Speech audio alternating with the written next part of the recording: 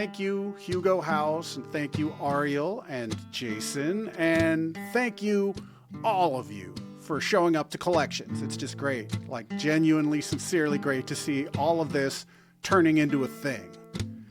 All of you are a thing. And not just you, there's just so many gifted writers. And then there's me, the Hoard Explorer. And I have on good intelligence that there's a rumor going around that a piece of prose is coming out of this hoard this time. And I vaguely remember writing it back in the mid-aughts. The story takes place in a not-so-distant future, which would have been over a decade ago that I wrote it, so I guess I was imagining it would take place around now? Maybe? I'm only going to read an excerpt here, but the full text is available, or hopefully will be available, on the collection's website. And here's how it starts.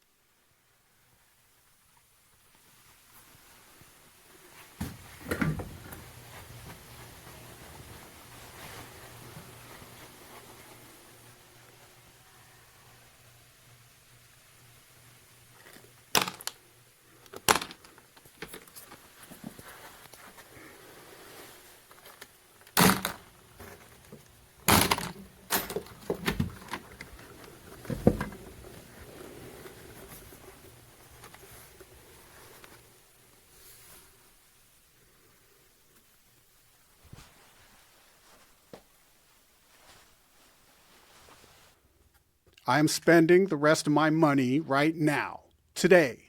To be honest, I prefer pizza, but no, I'm gonna get a steak. And I mean a monster steak with martinis and appetizers and 2 desserts down at the Dingo. But first I'm gonna go pay back Joey, even though he's going down there tomorrow with the rest of us to get in line for the free ride. I need to pay him tonight while it still means something, before they start cutting checks. Jesus, how long have I been standing here? I can't believe it. I won't be broke tomorrow. Tomorrow the wait is over and I'm home free. They have these floating chandeliers down there at the Dingo. You can see them all the way from the Needle, these huge knots of glowing kelp-like auto-squirmers, all glyphting the vaulted glass curves of the Dingo Dome. Those chandeliers are famous things, actually, the largest holograms on this oil-slick coast. Holograms always feel cheap to me, something you want, but won't or can't pay for. But these monsters, however, are in a class of their own. Only places like the Dingo can afford this level of fake. And now, in a sense, so can I. I probably should buy some new clothes from the free pile. Grab a little fashion upgrade. I deserve it. I just don't spend money on clothes if I can help it. Or haircuts. Sometimes I starve a little. I save as much money as I can get away with, anything that doesn't support all our different portable devices. Every one of us is through Viceroy, and if anybody's account gets delinquent, it's all shut down. There are days I can't even ride the bus, or sometimes I'm so broke I can't even lock my apartment. That no longer matters. What matters to me is that the Dingo is money, and I'm gonna go pay for it all, just me and myself under laser seaweed, reading a physical newspaper and laughing myself silly. I'm happy as I ever will be, starting at this moment. Whatever you want to say about him, whatever you think about what's right and wrong in the world, Richie Rich is creating a lot of happiness out of thin air, like magic. It is magic. This one guy, this one beautiful, rich man has succeeded in cutting through the bullshit and doing something decent for the people of planet Earth. Well, for the national economy, at least. For me, at the very least. This may as well be a gift from God. And I promise I won't fuck it up. Jesus, I could start skipping now. I had been planning on paying Joey back for a couple of weeks now, ever since it became obvious that Richie Rich was really going to go through with it all, litigation notwithstanding. But I just haven't been able to get around to Joey's. Too many things were in the way, you know? Like I still had to go to work, as stipulated in the free ride agreement. And there were all those community meetings at the YMCA, quote unquote, in anticipation of a favorable ruling, or so the ULCC lawyers said. And then there were all the parties we've been throwing at the lake. Like every other night, wasting ammo like there's no tomorrow, clearing keg after keg, just celebrating ourselves and how lucky we are. I pick up the pace, shifting all my newspapers from under one arm to the other because the right one's going to sleep now. I'm headed up to Blanchetown along the Regrade Ridge to think of all the time I wasted up there on the corner of Belchard and Blanche, playing hacky sack and smoking meth because we couldn't find anything stronger.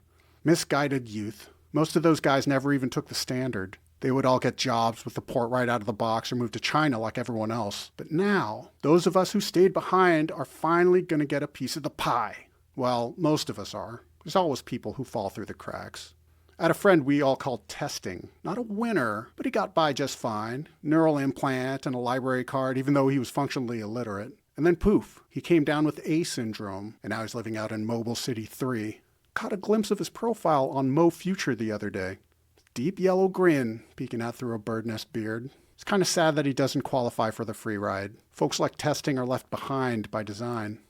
Richie Rich has an online form that calculates whether or not you qualify. All you need to do is just put in your federal ID, answer some yes or no questions, take the online oath, and the page does the rest. Of course, everything is biometrically confirmed at the dispersal site. There are some other rules that don't apply to me, or at least I don't think they do. If it turns out I overlooked something and get disqualified, I'll probably kill myself. Either way, I need to go spend all my money before I run out of time. No, wait.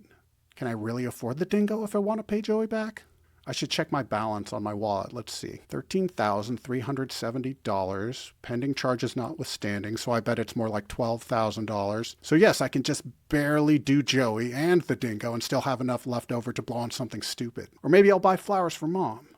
Yeah, that'll look great. Armloads of carnations and newspapers. I'm downloading other newspapers as well, but I've bought every physical daily I've come across. Something for my descendants, if I ever have any. I'll be buying print all week, but starting tomorrow, it's someone else's money. I've got 7 under my arm, all with basically the same headline. Injunction lifted. I wonder if all these papers will be worth money someday. Wouldn't that be rich? Oh man, I'm on a roll.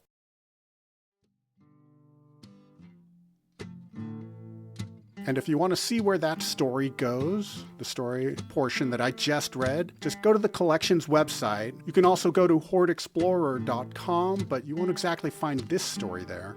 Once again, thanks to Hugo House and Collections. Thanks Ariel and Jason. And thanks to the whole thing that is Collections. Thanks all of you for making this happen. You guys are the best.